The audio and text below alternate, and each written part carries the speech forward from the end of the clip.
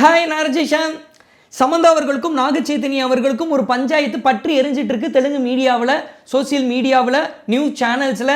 அது என்ன அப்படின்றது சொல்கிறதுக்கு முன்னாடி இன்னொரு விஷயமும் தெலுங்கு சினிமாவில் பற்றி எரிஞ்சிட்டு இருக்கு. அதை சொல்லிட்டு சமந்தா நாக சைத்தன்யா அவங்களுடைய இஷ்யூவை சொன்னால் உங்களுக்கு நல்லாவே புரிய வரும். மோகன் பாபு அப்படின்னு சொல்லிட்டு ஒரு ஆக்டர் இருக்கார். அவர் இங்கே சத்யராஜ் அவர்கள் மாதிரி. மோகன் பாபு அவர்கள் சூப்பர் ஸ்டார் ரஜினிகாந்தோடைய க்ளோஸ் ஃப்ரெண்டு. ஸோ மோகன் பாபு நிறைய படங்கள்லாம் நடித்து இன்றைக்கி கல்வி நிறுவனங்கள் நிறையா வச்சுருக்காங்க. ஸ்கூல், காலேஜஸ் இப்படிலாம் வச்சுருக்காங்க. அவருடைய பையன் மஞ்சு மனோஜ் அப்படின்றவங்க அவங்க என்ன பண்ணுறாங்க அப்படின்னா, போலீஸ் ஸ்டேஷனில் சொத்து தகராறின் காரணமாக எங்கள் அப்பா என்ன அடிச்சிட்டாரு அப்படின்னு சொல்லிட்டு அவங்க ஃபஸ்ட்டு ஒரு கம்ப்ளைண்ட் வைக்கிறாங்க. அவங்க கம்ப்ளைண்ட் வச்ச உடனடியாக அவங்க அப்பா மோகன் பாபு அவர்கள் என்ன சொல்கிறாங்க அப்படின்னா, என்னையும் என் மனைவியை என் பையன் தான் அடிச்சிட்டான் அப்படின்னு சொல்லிட்டு அவங்க ஒரு கம்ப்ளைண்ட் வைக்கிறாங்க. ரெண்டு பேரும் மாற்றி மாற்றி வைக்கும் போது தெலுங்கு சினிமாவில் என்ன சொல்ல வர்றாங்க அப்படின்னா, நீங்கள் ரெண்டு பேரும் உங்களுடைய பிரச்சனையை உங்களுக்குள்ளேயே தீர்த்துக்கோங்க. நீங்கள் இப்போ போலீஸ் ஸ்டேஷன் வரையும் வரும்போது இது என்ன ஆகுது அப்படின்னு சொல்லிட்டு பார்த்தீங்கன்னா, சோசியல் மீடியா, நியூஸ் சேனல், பத்திரிக்கை இப்படி எல்லா இடத்துலையும் போக ஆரம்பிக்குது. நீங்கள் கல்வி நிறுவனங்கள் வச்சுருக்கீங்க, உங்களுக்கு கீழே நிறைய ஸ்டூடெண்ட்ஸ் படிச்சுட்டு இருக்காங்க. அப்பாவும் பையனும் இப்படி செயல்பட்டீங்க அப்படின்னா உங்களுக்கு கீழே இருக்கக்கூடிய அந்த ஃபாலோவராக இருக்கக்கூடிய உங்கள் ஸ்டூடெண்ட்ஸ், உங்கள் கல்வி நிறுவனங்களில் படிக்கக்கூடிய ஸ்டூடெண்ட்ஸ் உங்ககிட்ட இருந்து என்ன எடுத்துப்பாங்க, இதை தயவு செய்து மாற்றிக்கோங்க அப்படின்னு சொல்லிட்டு எல்லாரும் சொல்லிட்டு இருக்காங்க. இதை மைண்டில் வச்சுக்கோங்க. நான் ஏன் சொல்கிறேன் அப்படின்றது ஃபுல்லாக நீங்கள் பார்த்து முடிக்கும் போது உங்களுக்கு புரியும். சரிங்களா? சமந்தா நாக சைத்தன்யா ரெண்டு பேரும் ஒரு 7 இயர்ஸ் கிட்ட லவ்லாம் பண்ணி ஒரு 4 இயர்ஸ் மேரேஜ் லைஃப். இந்த 4 இயர்ஸ் மேரேஜ் லைஃப் பார்த்தீங்கன்னா 2021 நாங்கள் டைவர்ஸ் வாங்குறோம் அப்படின்னு சொல்லிட்டு டைவர்ஸ் வாங்கிட்டாங்க. 2024 நாக சைத்தன்யா மூவ் ஆன் ஆகி என்ன பண்ணுறாங்கன்னா, ஆகஸ்ட் 8 அவங்க செகண்ட் மேரேஜுக்கு அவங்களுடைய லைஃப்பை என்கேஜ்மெண்ட் மூலயமா ஸ்டார்ட் பண்ணிடுறாங்க. இப்போ டிசம்பர் 4 அவங்களுக்கு 2வது திருமணமும் நடக்குது. சரிங்களா? இப்படி நடக்கிற தருவாயில் ஒரு 4 இன்சிடென்ட் சமந்தா அவர்கள் பண்ண இன்சிடென்ட் சொல்கிறேன். அந்த இன்சிடென்ட்டுக்கு தான் ரெண்டு பக்கம் சமந்தாவுக்கு சப்போர்ட் பண்ணி ஒரு பக்கமும் நாக சைத்தன்யாவுக்கு சப்போர்ட் பண்ணியும் ஒரு பக்கமும் பஞ்சாயத்து போயிட்டு இருக்கு. அதை சொல்கிறேன். ஸோ ஃபஸ்ட்டு இன்சிடென்ட் என்ன அப்படின்னா, சமந்தா அவர்கள் போன மாதம் நவம்பரில் அவங்க ஹிந்தியில் ஹனி பெனி அப்படின்னு சொல்லிட்டு ஒரு வெப் சீரிஸ் பண்ணுறாங்க. அந்த வெப் சீரியஸில் ஒரு இன்டர்வியூ அதுக்காக நடக்குது. அப்படி நடக்கும்போது கேள்வி கேட்குறாங்க. என்ன கேள்வி கேட்குறாங்கன்னா, நீங்கள் கொடுத்த ஒரு காஸ்ட்லியான கிஃப்ட் என்ன அப்படின்னு சொல்லிட்டு ஒரு கேள்வி வைக்கிறாங்க. அப்படி கேள்வி வைக்கும் போது அவங்க என்ன வேணால் சொல்லியிருக்கலாம். அவங்க என்ன சொல்லியிருப்பாங்க அப்படின்னா, என்னுடைய எக்ஸுக்கு தான் நான் காஸ்ட்லியான கிஃப்ட்டு அப்படின்றதையே என்ன வார்த்தை சொல்லியிருப்பாங்கன்னா, ரெட்டிகுலஸெல்லாம் நான் செலவழிச்சிருப்பேன், ரெட்டிகுலஸ் அமௌண்ட் அதுக்கு ஸ்பெண்ட் பண்ணியிருப்பேன். அதாவது ரெட்டிகுலஸ் அப்படின்னா நம்ம தேடி பார்த்தோன்னா முட்டாள்தனமாக என்னுடைய எக்ஸுக்கு நான் செலவழிச்சிருக்கேன் அப்படின்ற மாதிரி அவங்க ஒன்று சொல்லியிருப்பாங்க. அது சொல்லும் போது அந்த வீடியோ வைரலாகி எல்லாருமே நாக சைத்தன்யா ட்ரோல் பண்ணிட்டு இருந்தாங்க, திட்டிகிட்டு இருந்தாங்க. நீ இப்படி மூவ் ஆகிட்ட பாரு, உனக்காலாம் இவ்வளோ செலவழிச்சிருக்காங்க அப்படின்னு சொல்லிட்டு ஒரு விஷயம் போன மாதம் நடந்தது. அதுக்கப்புறம் இந்த மாதம் நாக சைத்தன்யா அவர்களுக்கு மேரேஜ் நடக்குது. இப்படி மேரேஜ் நடக்கிறதுக்கு முந்தின நாள் நினைக்கிறேன், சமந்தா என்ன பண்ணுறாங்க அப்படின்னா, ஒரு பொண்ணு பையன் 2 சின்ன குழந்தைகள் ஃபைட் பண்ணுற ஒரு வீடியோ போடுறாங்க. இது என்ன அப்படின்னு சொல்லிட்டு பார்த்தீங்கன்னா, ஃபஸ்ட்டு அந்த சின்ன பையன் என்ன பண்ணுறாங்க அப்படின்னா, பொண்ணு தானே அப்படின்னு சொல்லிட்டு தெனாவட்டா கம்பீரமாக வருவாப்பில். ஆனால் வந்தால் அந்த பொண்ணு சம்மடி அடிச்சிடும். அடித்து முடிச்சதுக்கப்புறம் என்ன ஆகும் அப்படின்னு சொல்லிட்டு பார்த்தீங்கன்னா, அந்த பையன் அழுதுட்டு இருப்பான், இந்த பொண்ணு அப்படியே ஸ்ட்ராங்காக இருக்கிற மாதிரி இருக்கும். ஃபைட் லைக் அ கேர்ள் அப்படின்னு சொல்லிட்டு இந்த விஷயத்தை சோசியல் மீடியாவில் போட்டிருப்பாங்க. போட்டதுக்கப்புறமும் பார்த்தீங்கன்னா, நாளைக்கு இப்போ அவங்க மேரேஜ் வரப்போகுது, நாக சைத்தன்யாவுடைய மேரேஜ் வரப்போகுது, அதுக்காக தான் இப்படி போட்டிருக்காங்க அப்படின்னு சொல்லிட்டு ஒரு குரூப்பும், இல்லைப்பா அவங்க யதார்த்தமாக போட்டிருக்காங்கப்பா, அவங்க ஸ்ட்ராங்காக ஒரு பொண்ணாக இருக்கணும் அப்படின்றதுக்காக போட்டிருக்காங்கப்பா அப்படின்னு சொல்லிட்டு ஒரு சைடும். ஏன்னா அவங்க அப்பா ரீசெண்டாக தான் தவறி போயிருக்காங்க, அவங்களுக்கு உடல்நிலையில் ஒரு சில பிரச்சனைகள் இருக்குது சமந்தா அவர்களுக்கு. ஸோ அதனால் அவங்க ஒரு ஸ்ட்ராங் விமன் அப்படின்றத தான் மென்ஷன் பண்ணி போட்டிருக்காங்க அப்படின்னு ஒரு பக்கமும் போச்சு. சரிங்களா? இப்படி போயிட்டு இருக்கும் போது அடுத்து டிசம்பர் 4 இவங்களுக்கு இந்த மேரேஜ், நாக சைத்தன்யா அவருடைய மேரேஜ் சோபிட்டாவோட நடக்கும்போது என்ன ஆகுது அப்படின்னு சொல்லிட்டு பார்த்தீங்கன்னா, அதே வேளையில் சமந்தா அவர்கள் ஒரு பார்ட்டி கொடுக்குறாங்க. அந்த பார்ட்டி கொடுக்குறது மட்டும் இல்லாமல் அவங்க என்ன மென்ஷன் பண்ணியிருக்காங்கன்னா, அழகான மாலை பொழுது அப்படின்னு சொல்லிட்டு மென்ஷன் பண்ணி அப்படியும் ஒரு வீடியோ அதுக்கடுத்து வைரல் ஆக ஆரம்பிக்குது. ஸோ ஃபஸ்ட்டு ஒரு படத்துக்கான இன்டர்வியூலையும் நாக சைத்தன்யா இவங்க நோண்டுறாங்க. அதுக்கப்புறம் கல்யாணத்துக்கு முந்தின நாள் இந்த பொண்ணுமாய் ஃபைட் போடு அப்படின்னு சொல்லிட்டு இவங்க நோண்டிக்கிட்டே இருக்காங்க. அதுக்கப்புறம் மேரேஜ் டைம்லேயும் இந்த மாதிரி ஒன்று போடுறாங்க அப்படின்னு சொல்லிட்டு இப்படியே போயிட்டே இருந்துச்சு. சரிங்களா? அதுக்கப்புறமா நாக சைத்தன்யாவுடைய second marriage photos, honeymoon photos இதெல்லாம் தெலுங்கு மீடியாவில் வைரல் ஆகிட்டு இருக்கும் போது டக்குன்னு சமந்தா அவர்கள் என்ன போடுறாங்க அப்படின்னு சொல்லிட்டு பார்த்தீங்கன்னா, நோ லவ் லைக் ஷாஷா லவ் அப்படின்னு சொல்லிட்டு போடுறாங்க. ஸோ இந்த ஷாஷாவோட லவ் மாதிரி வேறு எந்த லவ்வும் இல்லை அப்படின்னு சொல்லிட்டு ஒயிட் கலர் ஹார்ட்டின் போட்டு ஷாஷா மென்ஷன் பண்ணுறாங்க. கரெக்டாக இவங்களுடைய ஃபோட்டோலாம் வைரல் ஆகி நியூஸ் சேனல் எல்லாம் பேசிகிட்டு இருக்கும் போது இப்படி ஒரு விஷயத்தை போடுறாங்க. ஸோ இப்படி பேக் டு பேக் 4 இன்சிடென்ட் நடந்த உடனே நாகார்ஜுன் அப்புறம் நாகார்ஜுனுடைய நாக சைத்தன்யாவுடைய ஃபேன்ஸ் இவங்க வந்து சமந்தாவை ட்ரால் பண்ண ஆரம்பிச்சிட்டாங்க. என்ன ட்ரால் பண்ண ஆரம்பிச்சாங்க அப்படின்னா, என்னம்மா ஒரு தடவை போட்டால் பரவாயில்ல, 2-3 தடவை எப்போல்லாம் வந்து நாக சைத்தன்யாவுடைய என்கேஜ்மெண்ட் நடக்குதோ, மேரேஜ் நடக்குதோ, அவருடைய படம் ரிலீஸ் ஆகுதோ, ஏதோ ஒன்று வந்து நீங்கள் போட்டுக்கிட்டே இருக்கீங்க. இது என்ன அது அப்படின்னு சொல்லிட்டு பார்த்தீங்கன்னா, நீங்கள் சிம்பதியை கிரியேட் பண்ணிக்கிறீங்க. அதே நேரத்தில் நாக சைத்தன்யா இப்போ தான் செகண்ட் மேரேஜ் பண்ணியிருக்காரு, அவர் மூவ் ஆன் பண்ணிட்டாரு, அவருடைய மேரேஜ் அப்படின்றது போயிட்டுருக்கு. அப்படி போயிட்டு இருக்கும் போது அவருடைய மேரேஜ் ஃபோட்டோ கீழே நிறைய பேர் நிறையா தப்பாக போடுறாங்க. அந்த பொண்ணு இப்போ அவங்களும் ஒரு பொண்ணு தானே, அவங்கள பற்றி நிறைய பேர் தப்பாக போடுறாங்க. ஏன்னா நீங்கள் கமெண்ட் பண்ணதுக்கப்புறம் சமந்தாவோட போஸ்ட்டை பாருங்க அப்படின்னு சொல்லிட்டு கமெண்ட் பண்ணுறாங்க. இந்த மேரேஜில் யாருமே ஹாப்பியாகவே இல்லை அப்படின்னு சொல்லிட்டு ட்ரால் பண்ணுறாங்க. அது மட்டும் இல்லாமல் ஒரே ஒரு இது பயங்கரமாக வைரலாக இருக்குது. என்ன அப்படின்னு சொல்லிட்டு பார்த்தீங்கன்னா, நாகார்ஜுன் அவர்கள் தன்னுடைய மருமகளை டேக் கேர் பண்ணுற மாதிரி ஒரு ஒரு ஒரு பிக்சர் இருக்கும். சமந்தாவை மேரேஜ் பண்ணும்போதும் ஒரு டேக் கேர் பண்ணுற மாதிரி பிக்சர்லாம் இருந்திருக்கு. ஸோ அதை பார்த்துட்டு ஒரு சிலர் வன்மமாக ஒரு சில விஷயங்களை வந்து கக்கிட்டு இருக்காங்க, வன்மத்தை கக்கிட்டு இருக்காங்க. இதுக்கெல்லாம் காரணம் என்ன அப்படின்னா, நீங்கள் இந்த மாதிரி பீரியடில் சிம்பதியாக வந்து நீங்கள் சிம்பதியை கிரியேட் பண்ணுற மாதிரி வந்து ஸ்டேட்டஸ் போட்டுக்கிட்டு இருக்கீங்க, வீடியோஸ் போட்டுக்கிட்டு இருக்கீங்க.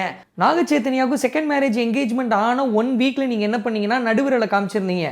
ஸோ அந்த மோதிர விரலை காமிச்சு ஒரு விஷயம் பண்ணியிருந்தீங்க, நடுவிரலில் மோதிரம் போட்டு. அன்னைக்கு நடுவிரலை காமிச்சிங்க, என்கேஜ்மெண்ட்டுக்கு எதிராக காட்டின மாதிரி. அப்போ நிறைய பேர் உங்களுக்கு சப்போர்ட் பண்ணியிருந்தாங்க. இன்றைக்கி நீங்கள் என்ன பண்ணுறீங்க அப்படின்னா, மேரேஜ் முடிஞ்சோடனே நாயை காட்டுறீங்க. ஸோ இது எதற்காக அப்படின்னு சொல்லிட்டு நாகார்ஜுன், நாக சைத்தன்யா சப்போர்ட்டர்ஸ் வந்து கேள்வி எழுப்புறாங்க. சமந்தாவோட ஃபேன்ஸ் என்ன சொல்கிறாங்க அப்படின்னு சொல்லிட்டு பார்த்தீங்கன்னா, ஆகஸ்ட் 8ஆம் தேதி அப்படின்றது சமந்தா அவர்கள் ப்ரொப்போஸ் பண்ணது, நாக சைத்தன்யாவும் சமந்தாவும் ப்ரொப்போஸ் பண்ண டேட்டு. அந்த டேட்டில் அவருடைய செகண்ட் மேரேஜினுடைய என்கேஜ்மெண்ட்டை ஃபஸ்ட்டு வச்சு ட்ரிகர் பண்ணது நாக சைத்தன்யா தான். அப்போ அவர் பண்ணது தான் தப்பு அப்படின்னு சொல்லிட்டு சமந்தா ஃபேன்ஸ் சொல்கிறது மட்டும் இல்லாமல், அது மட்டும் இல்லாமல் இப்படி மூவ் ஆன் பண்ணி போயிட்டாரு, அந்த பொண்ணுக்கு உடம்பு சரியில்லை, இப்போ நிறைய ஸ்ட்ரகிள்ஸை வந்து அவங்க பட்டுட்டு இருக்காங்க, அவங்களுடைய பர்சனல் லைஃப்பில் இவ்வளோ இருக்குது, அப்படி இருக்கும்போது டக்குன்னு மூவ் ஆன் ஆகி போயிட்டாரு அப்படின்னு சொல்லிட்டு சமந்தா ஃபேன்ஸ் வந்து ஒரு பக்கமும் ட்ரால் பண்ணிட்டு இருக்காங்க. இப்படி 2 பக்கமும் போயிட்டு இருக்கும்போது சைக்காலஜிஸ்ட் என்ன சொல்கிறாங்க அப்படின்னா, இப்படி சமந்தா இப்படி பேக் டு பேக் வந்து தங்களுடைய எக்ஸை பற்றி ஸ்டேட்டஸை இன்டைரக்டாக அவங்களுக்கு முக்கியமான டைம்களில் பண்ணுறது அப்படின்றது 2-3 விஷயம் வந்து சொல்கிறாங்க. இப்போ அவங்க அந்த பார்ட்டி எல்லாம் பண்ணாங்க பார்த்தீங்களா, அதெல்லாம் வந்து நான் செம்மையாக தான் இருக்கேன் அப்படின்னு சொல்லிக்கிறதுக்காக, ஐ எம் குட் அப்படின்னு சொல்லிக்கிறதுக்காக, எனக்கு வந்து இந்த நாயோட லவ்வே போதும், இந்த நாயோட லவ் தான் பெஸ்ட்டு அப்படின்னு சொல்கிறதுக்காக, ஐ எம் குட் அப்படின்னு சொல்கிறதுக்காகவும் அவங்க வந்து போடலாம். இது வந்து சைக்காலஜிஸ்ட் சொல்கிறது ஒன்று. 2வது, அவங்கக்கிட்ட பேசும்போது என்ன சொல்கிறாங்கன்னா, அவங்க அந்த பெயின்லேருந்து வராமல் கூட இருக்கலாம். ஸோ அவங்க மேபி நிறைய லவ் கொடுத்துருந்துருக்கலாம், ஒரு லவ்வபுளான ஒரு ரிலேஷன்ஷிப்பாக இருந்திருக்கலாம், அதில் அவங்க ஹர்ட் ஆகி அந்த பெயின்லேருந்து வராமல் இந்த மாதிரியான ஸ்டேட்டஸ்லாம் வந்து போடலாம். இது 2வது. 3வது, சிம்பதியை கிரியேட் பண்ணுறதுக்கு கூட இருக்கலாம் மேபி அப்படின்னு சொல்கிறாங்க. இது எதுன்னு நமக்கு தெரியாது. சிம்பதியை கிரியேட் பண்ணுறதாகவும் இருக்கலாம், இல்லை கான்ட்ரவர்சியாகவும் இருக்கலாம், இல்லை இவங்களுடைய ஏதாவது ஒரு என்கேஜ்மெண்ட் ஃபோட்டோவோ இதோ வரும்போது இந்த மாதிரி ஸ்டேட்டஸ் போடும்போது அங்கே போய் எல்லாரும் திட்டுறாங்க, இல்லை இதை ரசிக்கிறாங்களா சமந்தா, ஸோ இந்த மாதிரி என்ன காரணமாக வேணாம் இருக்கலாம் அப்படின்னு சொல்லிட்டு சொல்கிறாங்க. இப்போது இந்த வீடியோ பொறுத்தவரை நம்மளோட டேக்கு சமந்தா பண்ணுறது சரியா, இல்லை நாக சைத்தன்யா பண்ணுறது சரியா அப்படின்ற ஆங்கிள்குள்ளேயே போலங்க. இன்னைக்கு சோசியல் மீடியாவோட யுகம் ஆயிடுச்சு. எல்லா கப்புளோட கையிலையும் இன்ஸ்டாகிராம் அக்கௌண்ட் இருக்கா, வாட்ஸ்அப் இருக்குது, ஃபேஸ்புக் இருக்குது. இன்றைக்கி என்ன ஆகுது அப்படின்னு சொல்லிட்டு பார்த்தீங்கன்னா, ரிலேஷன்ஷிப்பில் சண்டை அப்படின்னு வரும்போது அது ஒரு வீட்டுக்குள்ளே ஒரு ரூமுக்குள்ளே இருக்கிற பிரச்சனை என்ன ஆகுதுன்னா, எப்படி வந்து அப்பாவுக்கும் பையனுக்கும் இருந்த பிரச்சனை தெலுங்கு சினிமாவில் போலீஸ் ஸ்டேஷன் வரையும் போச்சோ, அதே மாதிரி இன்றைக்கி இன்ஸ்டாகிராமில் ஒரு ஹஸ்பண்ட் அண்ட் ஒய்ஃபு லவ்வர்ஸுடைய பிரச்சனை இன்ஸ்டாகிராமில் வாட்ஸ்அப்பில் போடப்படுது. இப்படி தான் என் ஃப்ரெண்டு வந்து அவன் ஒய்ஃபோட சண்டை போட்டான். சண்டை போடும்போது என்ன பண்ணான்னா, அந்த பொண்ணுக்கு ஃப்ரெண்ட்ஸோட வெளியே போகிறதே பிடிக்காது. இவன் வந்து ஃப்ரெண்ட்ஸோட வெளியே போகிற மாதிரி பாட்டெல்லாம் போட்டு, அடியே அந்த பாட்டு அந்த மாதிரி 2-3 பாட்டெல்லாம் போட்டு ஃப்ரெண்ட்ஸோட போகிற மாதிரி ஸ்டேட்டஸ்லாம் போட்டு விட்டான்.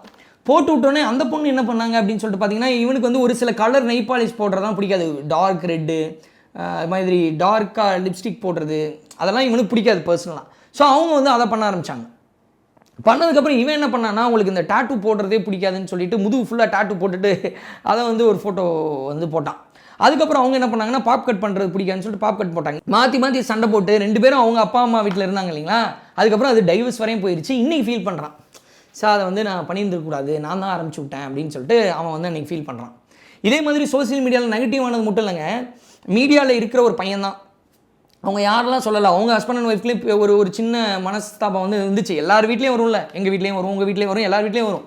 அப்படி வரும்போது அவங்க 2 பேரும் பிரிஞ்சிருந்தாங்க. அப்படி பிரிஞ்சு இருக்கும்போது இன்ஸ்டாகிராமில் என்ன பண்ணான்னா, அவங்க லவ்வபுளாக அவங்க லவ் பண்ணும் போதெல்லாம் ஃபோட்டோ எடுத்திருப்பாங்கல்ல, அந்த ஃபோட்டோவெல்லாம் கலெக்ட் பண்ணி சூப்பராக வச்சு அவங்க ஒய்ஃபுக்கு வந்து ஒரு பாட்டு பிடிக்கும். அந்த பாட்டை சொன்னால் நீங்கள் யாரும் கூட கண்டுபிடிக்கிறதுக்கு வாய்ப்பு இருக்குது, அதனால் நான் சொல்லலை. அந்த பாட்டு போட்டு விட்டு அந்த ஃபோட்டோவெல்லாம் போட்டு அதை அவங்க ஒய்ஃப் பார்க்கும்போது அவங்க இமோஷனல் ஆகி அதுக்கப்புறம் வந்து கட்டி பிடிச்சி அதுக்கப்புறம் பிரிஞ்சவங்க சேர்ந்துட்டாங்க. ஸோ ஒரு இன்ஸ்டாகிராமில் சேர்ந்தவங்களும் இருக்காங்க. ஆனால் இந்த ஸ்டேட்டஸு, வாட்ஸ்அப்பில் ஸ்டேட்டஸு தன்னுடைய கோவத்தை வெளிப்படுத்துறதுக்கு, ஆதங்கத்தை வெளிப்படுத்துறதுக்கு நிறையா லவ்வர்ஸ் இதை வந்து பயன்படுத்திட்டு இருக்காங்க. அவன் பார்க்கட்டும், அவள் பார்க்கட்டும் அப்படின்னு சொல்லிட்டு. இது என்ன ஆகும் அப்படின்னா பிரச்சனையை பெருசாக்குமே தவிர பிரச்சனையை சிறுசாக்காது. ஸோ ஒருவேளை இந்த லவ் ஃபெயிலியர் இல்லை வந்து மேரேஜில் ஃபெயிலியர் அப்படின்றது வந்து காதலில் தோல்வி அடையாதவங்க, காதலிக்காதவங்க மட்டும்தான்.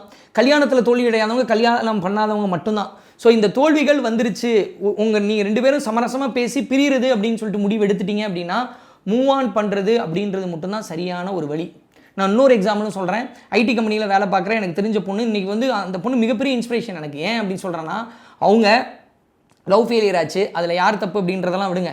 லவ் ஃபெயிலியர் ஆனவுடனே அவங்க அந்த கம்பெனியில் நைட்டு ஃபுல்லாக அழுவாங்க லவ் ஃபெயிலியர் ஆனதுனால. அடுத்த நாள் வந்து மேக்கப்லாம் போட்டு போவாங்க. அந்த பையனும் அதே கம்பெனியில் தான் வேலை பார்த்தான்றதுனால மற்றவங்களாம் என்ன கிரிட்டிசைஸ் பண்ணுவாங்கன்னா, இப்போ தான் லவ் ஃபெயிலியர் ஆயிடுச்சு, இப்போ எப்படி மேக்கப் போட்டு வராப்பாரு, இன்னொரு பையனுக்கு வந்து ரூட் விட்றாப்பாரு அப்படின்ற மாதிரியெல்லாம் கிரிட்டிசைஸ் பண்ணாங்க அந்த பொண்ணை. அந்த பொண்ணு மேக்கப் போட்டு வர்றது எதுக்கு அப்படின்னா, நைட்டு ஃபுல்லாக அழுவேன் ப்ரோ, அழுதது தெரியாமல் இருக்கணுன்றதுக்கு அடுத்த நாள் மேக்கப் போட்டு போவேன், என்னை இப்படிலாம் கிரிட்டிசைஸ் பண்ணுறாங்க அப்படின்னு சொல்லிட்டு ஃபீல் பண்ணாங்க. அதுக்கப்புறம் ஒர்க்கில் கான்சன்ட்ரேஷன் பண்ண ஆரம்பித்தாங்க. கொஞ்சம் வெயிட் போட்டாங்க ஸ்ட்ரெஸ்ஸில்.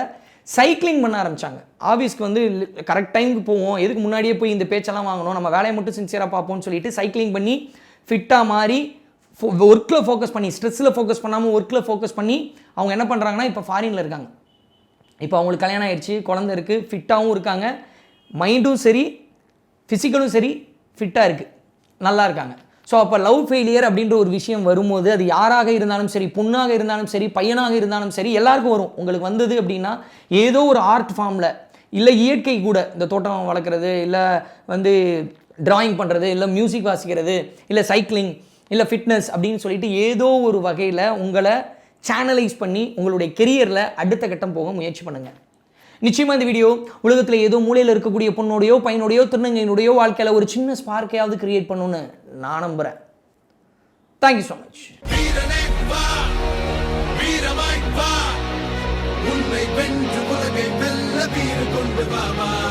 ஆயிரத்தை தாண்டி போனால் ஓடியில நீதான் ஒருவன், நாடி நரம்பெல்லாம் வெற்றி போராட்டமே. உன்னுடைய எல்லை நீயே, உலகத்துக்கு பிள்ளை நீயே,